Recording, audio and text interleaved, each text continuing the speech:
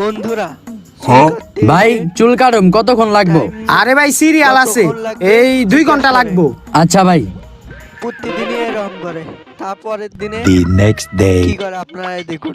ভিডিওটা ভালো লাগলে শেয়ার ভাই, চুল কাটুম কতক্ষণ লাগবো? সাবস্ক্রাইব করে দিন। এ ভাই আজকে একটু বেশি ভিড় আছে, এই 3 ঘন্টা লাগবো আজকে।